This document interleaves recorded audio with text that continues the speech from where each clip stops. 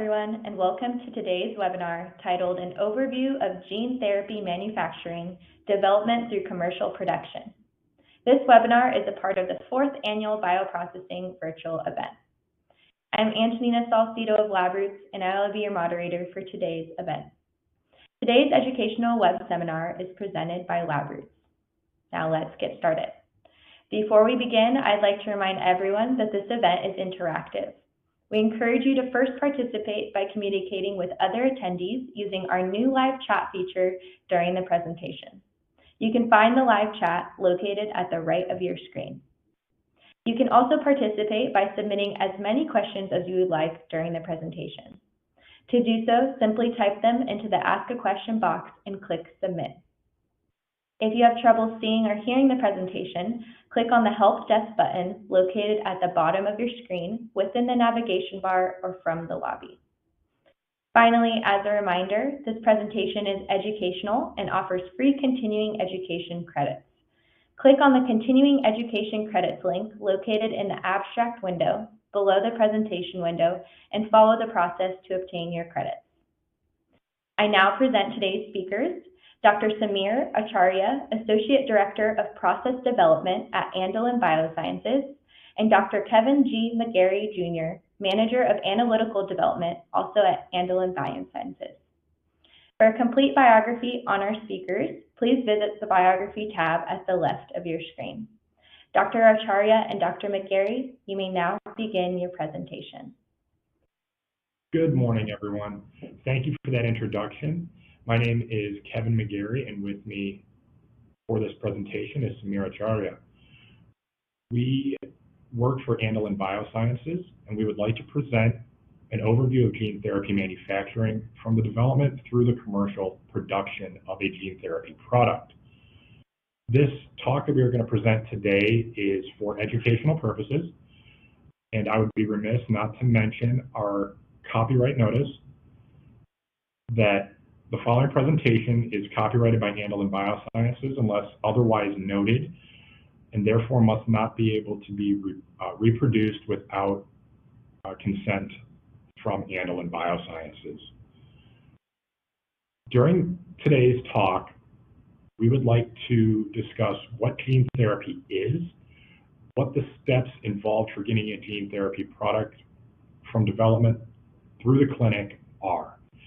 And this includes early development, the manufacturing processes, the analytics associated during development, through release, testing, and then the potential challenges associated with the production of a gene therapy product. So first, what is gene therapy? Gene therapy is a field that uses techniques to modify a person's genes to treat or cure diseases. And gene therapies work by a number of different mechanisms. First, you could replace a disease-causing gene with a healthy copy gene, a healthy copy of a new gene. Or you can inactivate a disease-causing gene that is not functioning properly. Alternatively, you could introduce a new or modified gene into the body to help treat a disease. To do any of these different techniques, there are a number of different products and techniques available. First, you could use direct plasmid DNA. You could use viral vectors, bacterial vectors, human gene editing technologies such as CRISPR, or patient-derived cellular gene therapy products. For the purposes of this talk, we will be focusing on viral vectors specifically. Several viral vectors that are used in the gene therapy field include adenovirus, retroviruses, which include lentiviruses, as well as adeno-associated viruses. Each of these viruses have pros and cons associated with them. Adenoviruses, lentiviruses, and other retroviruses all have the potential for different size payloads, but do present different side effects, including immunogenic response and an inflammatory response. Additionally, as we're aware, all viruses can infect individuals, and so specificity is also a a point to be made on these.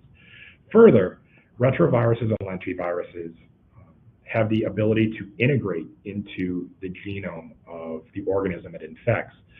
So that specificity component is very, very important. Now, adeno-associated virus is the virus that we will be focusing our talk on mostly today. Adeno-associated virus was discovered in 1965. It was originally thought that it was a contaminant in an adenovirus prep, but it turns out it is a standalone virus. And from 1965 through 1983, the nucleotide sequence was discovered, as well as cloning techniques for AAV2. And once this was all discovered in the 15 to 20 years post its original discovery, the field of gene therapy exploded. Adeno-associated virus is a small single-stranded DNA virus that can be used as a transduction vector in gene therapy via various delivery mechanisms, or as a delivery mechanism. It is a highly versatile technology that can be engineered for specific functionalities in gene therapies. Now that a lot of the biology has been worked out for AAV, it really lends to its versatility as a gene therapy, or in gene therapy applications. It is safe and effective in preclinical and clinical settings as far as we can tell to this point. It does not cause any symptomatic infection that we know of. So there is no pathology associated with it. And it can be used in a wide range of clinical applications for multiple diseases due to its unique background and biophysical properties. So diving into the critical aspects of the molecular biology of AAV that is essential for gene therapies, AAV is, as we mentioned, a single-stranded DNA virus that encodes two open reading frames. The first open reading frame is the rep that includes the virus replication factors, as well as the capsid component, which are the viral capsid proteins VP1, 2, and 3, as well as an assembly factor. The virus itself packages and creates a full intact virus with helper virus factors, which are provided externally. The AAV capsid itself is composed of monomers of VP1, 2, and 3 in a 1:1 to 10 ratio, which produces an icosahedral-shaped virus with different folds for axis of symmetry. Now, what's really unique or really special about AAV, which makes it very useful in the gene therapy field, is that everything between the inverted terminal repeats, as displayed here, is packaged and for the virus and the DNA. So knowing what we know with molecular biology, you can replace the sequence between the inverted terminal repeats with a promoter and a gene of interest. And then in trans, you can supply the rep and capsid proteins, so via a 3-plasmid system, which I'll talk about here in a second, to be able to produce intact virus. So as I just said, the intact virus is produced for gene therapy using a 3-plasmid system in our facility. And the plasmids are the most critical material because they contain the genetic instructions for creating the serotype specific viral vectors, as well as the therapeutic payload. The first plasmid that is used is the AAV vector. So as we showed on our previous slide, and I'll bring this back up here, the promoter and the gene of interest are encoded in this vector. The adenovirus helper helps to put the virus together, so it contains the helper factors that I had mentioned earlier, And then the AAV helper plasmid is what is going to contain your rep and cap sequences to really help define what serotype is going to be used. So at this point, I'm going to turn the slide deck over to Samir to provide some more background.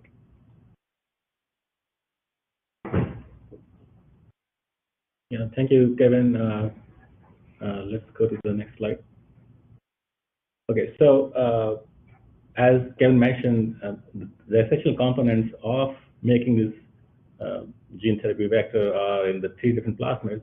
The plasmid containing the transgene of interest, the ad helper, which has the helper virus factors necessary for packaging it, and the AAV helper, which essentially decides what serotype will be used for gene therapy.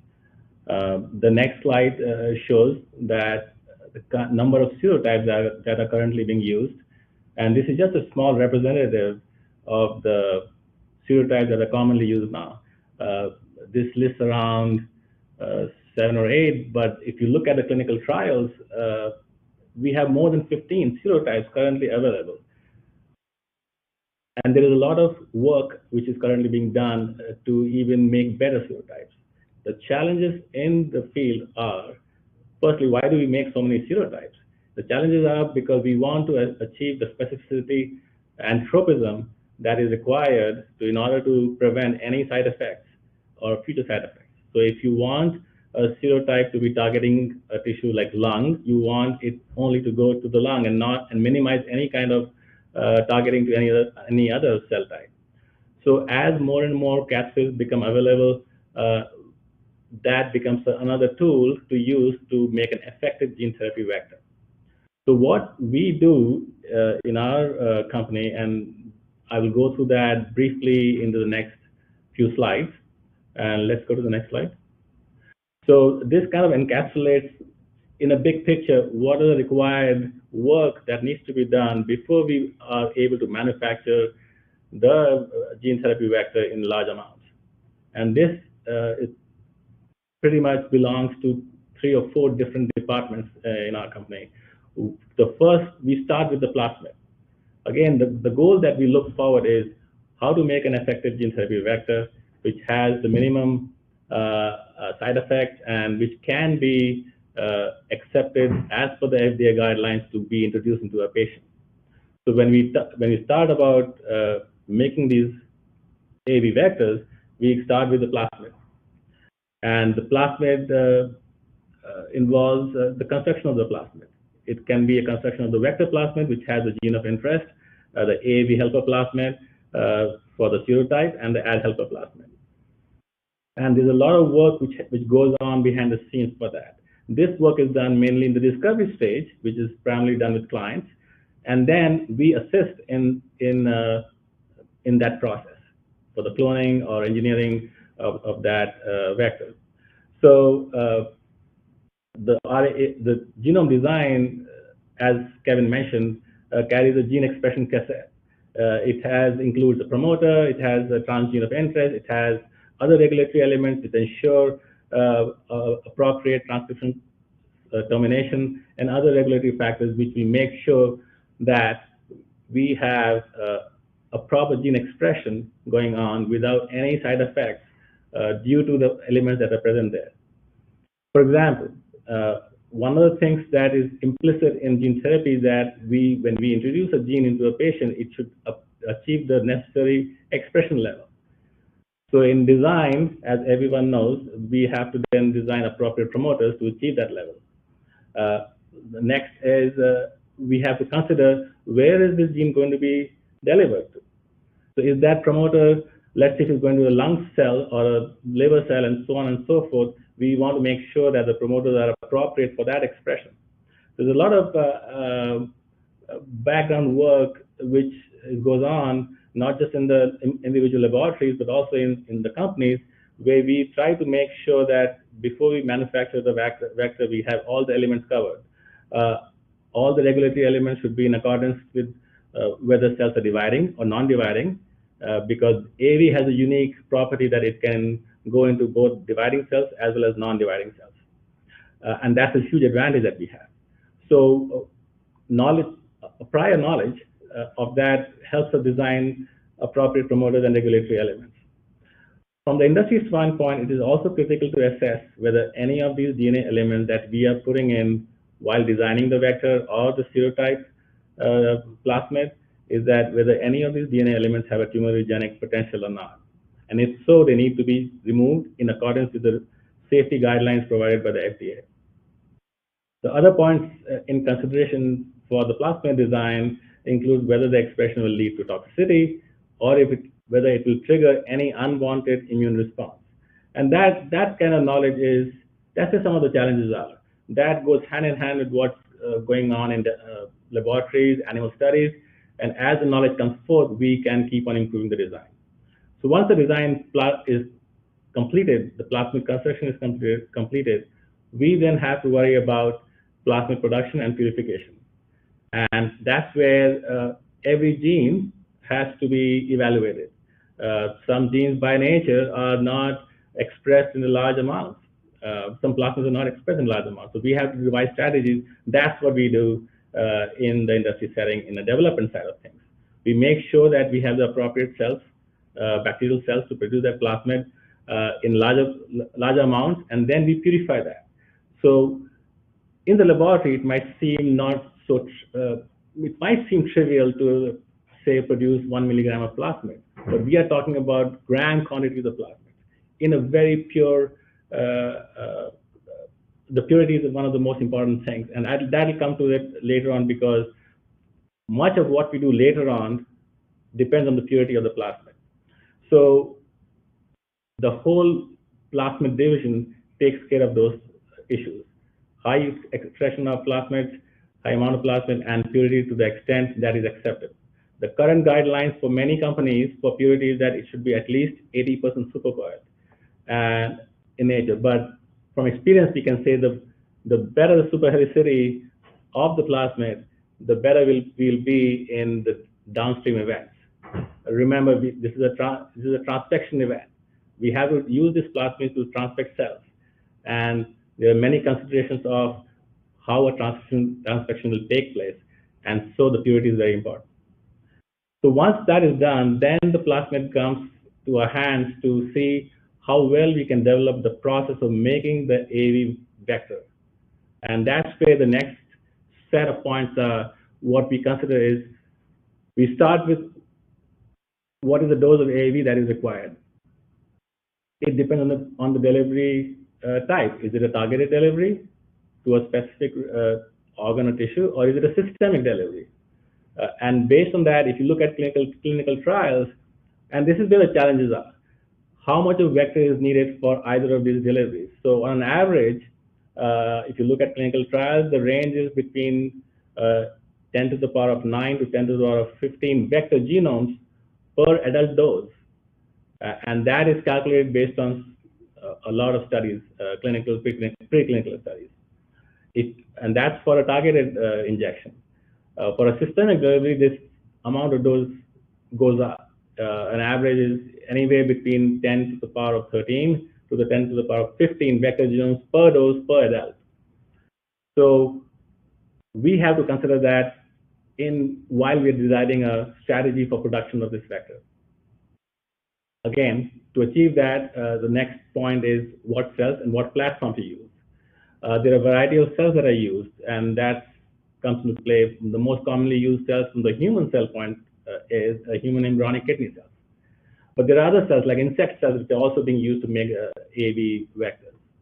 And then this comes to platform. We decide whether it's going to be an adherent platform. So we'll use cells which are growing in an adherent manner, or a suspension platform, which has its own advantages, and uniqueness about it. So once that decision is taken place, then we have to evaluate strategies of making that amount of vector. And the different aspects of that is listed in this slide, and that will be, we develop strategies to maximize viral titers, that is upstream development. We develop strategies to purify that vector, that comes under downstream development. And while this is going on, hand in hand, we are considering what is the quality of product when we are using these strategies, and what is the formulation strategy. By formulation strategy, we have to consider what are the different kinds of formulation buffers which we can put this virus in. After all, in the end, we will have to have a formulation which is in accordance with the FDA guidelines, which will be applicable to for injection into a human. So all these steps require in-process characterization. Once we have a small-scale strategy developed for production of this virus in the purity that we want and the quality that we want, we then have to go to scaling up, because that's where it's at. Manufacturing is done at very large scales in a bioreactor format. So once we do a scale-up, we have to then define in that process of a scale-up, what are the critical process parameters, what are the ranges, and I'll go into that in the next few slides, and what are the critical quality attributes in that process. So we need to determine what these points are. Our goal is to have as much control over the process so that we have complete knowledge of what's going on and what can be the repercussions of if something goes wrong. So as I mentioned, hand in hand with determining the quality are the assays that are involved in determining what we define as a quality. And that comes under the category of release assays. And Kevin will go through that in the next, eventually. Once all this is done, we do a tech transfer. Tech transfer is a process where we transfer our process to the manufacturing division. That is the final step in development. After that, we are kind of handing the keys for large-scale production. An assumption is that by the time we reach this stage, we have complete knowledge, or as best knowledge as possible till date, in order to make that vector. After that, it's just production and then going on to clinical. So in this slide, I'm just going to cover the upstream and downstream development that is needed prior to us doing a transfer of a process to a manufacturing division. What we know already before we start this is what is the dose needed for the virus, what are the cells we choose, and then now we have to devise a strategy how we can maximize the titer and how we can purify. So what is listed here is a broad view of strategies that we cover. And these are just examples, and I'll explain that. So in order to develop an optimized platform for production and purification, there are a lot of studies that need to be performed. For upstream production, upstream development, the strategies are, we start with a goal. Our goal is, of course, to maximize the titers. So some of the factors that we have to cover are, what are the cellular factors that are required for maximizing production? Does DNA play a role? Are the media playing a role? Since this is a transfection-based process, what are the different transfection reagents that we can play a role in? And for example, when do we harvest? So I'll just give you a few examples of each of these factors. So remember, the overall goal is to have identify factors that will be optimized to maximize the production. If our goal is to maximize production, we can go through this process by one factor at a time, which is a very prolonged process. But what we do is use a design of experiments approach, which is now pretty widely accepted in a lot of companies and also laboratories, in order to evaluate the effect of multiple factors at a time. The advantage of that is also, with that approach, we also understand how different factors are interacting with each other. If you do one factor at a time, we will not get that answer, or we will get that answer after much longer experimentation than now. Okay. Clearly, there is some computational analysis which is associated with that, but that comes hand in hand when you devise a strategy. So I said, let's go to the cell factors. What cell factors can we consider? The cell factors include what cell density to use. That again depends on the properties of cells that we're using. An insect cell may be different and is different from a human cell. What cell stage should we use? Does that play a role in improving viral titers? What cell viability is important? So all these factors are considered. So we devise certain ranges that we cover in that and design the experiment that way. From the DNA factors, it includes concentration of the plasmids. We have a 3-plasmid system. What concentration to use? What ratios of each plasmid to use? What are the total DNA amounts that we are going to use? all that come into the design. The media factors include media type. There are a variety of medias, and I'll come briefly touch upon that later on. What are the different properties of these media?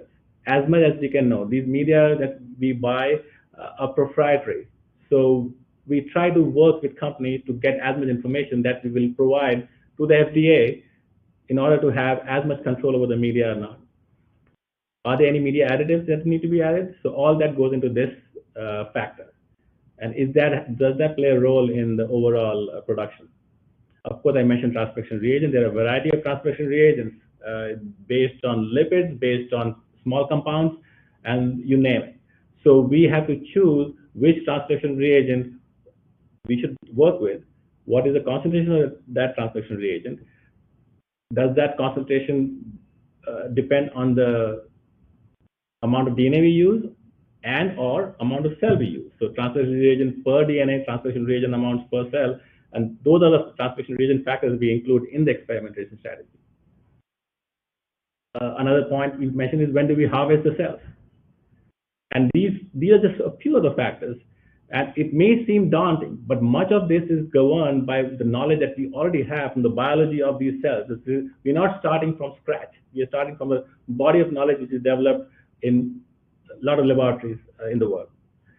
And we can, as we go forward, we can add some factors, physical factors. Is temperature important? Is pH important? So on and so forth. The outcome of that is once we do this experiment, we get an idea of what factor is involved and how does it affect the response. In this case, if you look at the right side of the, a brief model is given. This is a response model which comes out, and it just shows factor 1 in one axis, factor 2 in another axis, and the z-axis is titer. So if our goal is to see what is the variations of factor 1 and factor 2 to maximize the titer, we look at the red region. And this is the beginning of a model.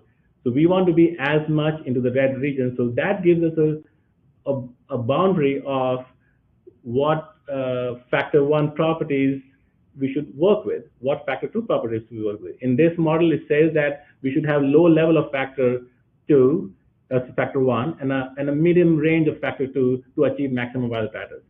So a series of experiments like this, then in a small scale, very small scale, will let us identify optimized factors to work with. Once we have that, we start to the next stage. We have optimized a set of factors which lead to increased viral production. Now, can we use those factors to increase and see if we can purify those proteins, those viruses? So again, we can do a similar set of downstream development. What are the clarifications that we'll use? Remember, we are not going to be using in the manufacturing scale, we'll be using hundreds of liters of scale. We cannot use centrifugation as a strategy of removing cellular debris. So we use filters, clarification filters. So what kind of filters to use? Do they play a role in the viral quality and the viral production? There is ultrafiltration and diafiltration factors that come in hand, how we concentrate the virus before we go to the chromatography step. It can be affinity, it can be ion exchange, and you name it. So we cover all those. And finally, but not the least, are the formulation buffer in which we want to concentrate our virus in. So the similar strategy will tell us whether we have an optimized condition that will lead to a optimized purification strategy as well. As we understand the biology, we can either narrow these factors or we can increase the factors. So in the next slide, yes. So as we said, the next step is the quality of the product, and that is going hand in hand. We have in the process development, we have to have in-process characterization at each stage. We track, not only do we track the virus, we also track where the impurities are being removed, and that is very important for an FDA point of view, for a phase 3 point of view. So we have more control. There are many functional assays we need to be developed. If certain conditions are leading to aggregation, we need to know that. And if certain conditions lead to a better full capsid than empty, then we need to know that. So all this is in line with our analytical capabilities that we have to assess at each stage. Once we have that, then we go to scale. That's where we're going. When we go to flask to bioreactor scale, there are some factors which are scale dependent. So if you go to, for example, if you go to bioreactor, factors like impeller speed, gas flows within the bioreactor, whether it's a resilient bioreactor or a suspension bioreactor, that comes to play. And we optimize that as we go along.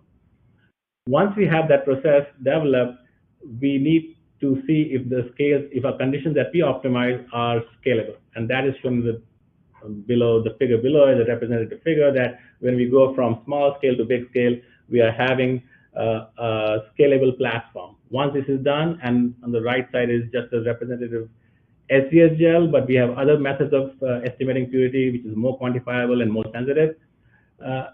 Then we have a process. This process, then we have a process. This is ready for the technology transfer. That's in the next slide. And tech transfer is a huge landmark for any company. So this is the step which tells us go to manufacturing, whether it's a research grade manufacturing, preclinical, or clinical manufacturing. And associated with this tech transfer is a huge amount of documentation which has to go. Essentially, we are giving the keys for production, everything, all the study reports, all the protocols, all the SOPs, master batch records, what are the success criteria for each stage of production, and detailed testing. Once this goes to tech transfer, the manufacturing division essentially follows it and produces it. The development side then assesses whether that production was successful or not based on the success criteria laid out in the document and the testing which is necessary for that. So this is the step that we do, and I will pass it over to Kevin here because the next important stage is the release assays, which go hand in hand with tech transfer and everything else. Kevin, thank you. All right, thank you, Samir. As Samir mentioned, the next steps are release assays, and many of the physical and functional characterization steps that were performed as part of the in-process testing are also used by our quality control teams, developed by our analytical development teams for release of a product. As Samir had mentioned as well, the FDA has guidelines associated with various, with the biological therapeutics, and the quality of the product is of utmost importance. We need to understand what the potency is, what the titer is, what the infectivity of the virus is. Are there any residual host cell impurities remaining in the end product?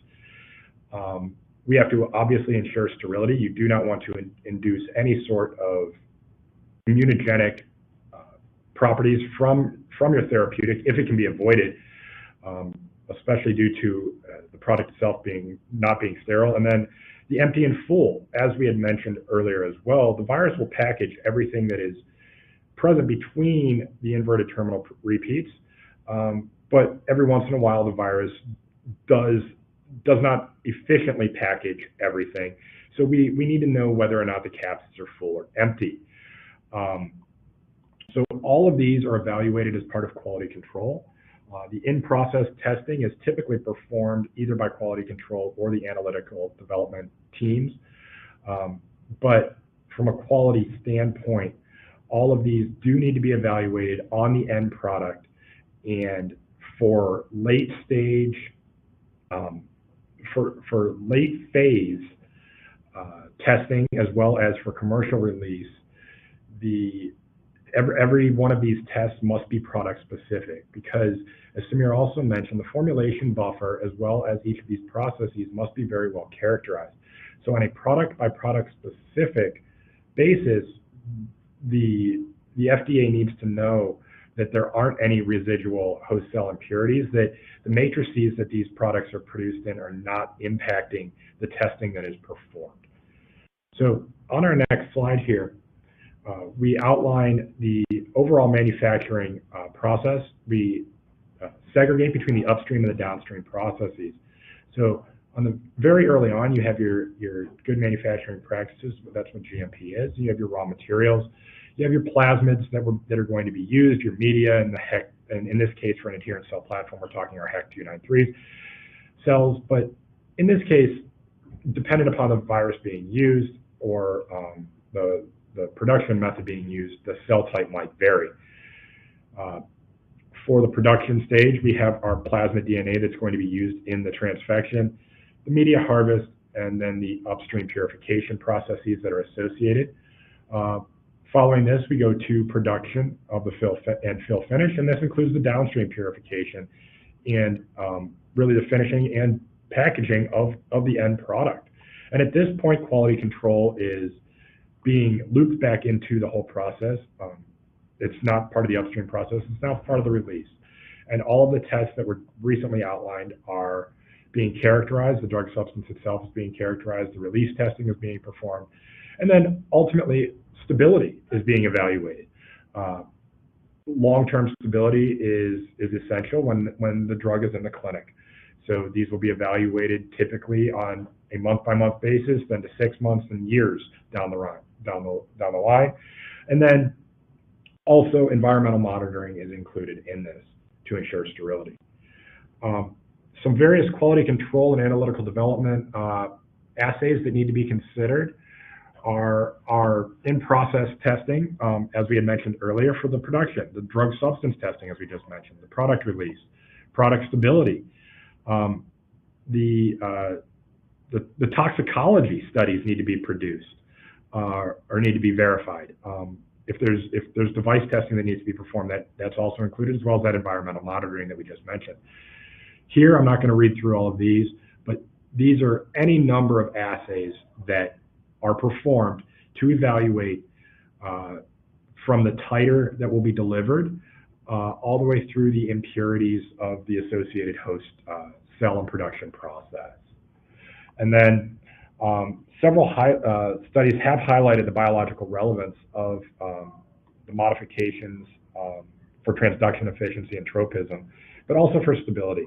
So there are certain specialized assays that are now becoming critical and are in development that measure the changes in post-translational modifications, including glycosylations and phosphorylations. So these are all very, very important for the delivery of gene therapies, specifically in this case, in biologics in general. So in this case, we hope we have provided a pretty high-level overview from concept of a gene therapy to commercialization using a CDMO, in our case, a contract development manufacturing organization.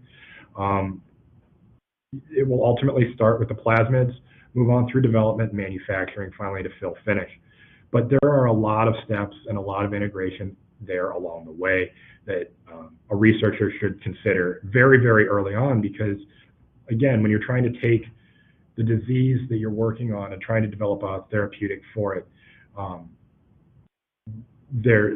even if something looks promising, there are a lot of different steps and a lot of processes along the way that need to be considered. Which takes us back to really why all of us are working in this field to begin with.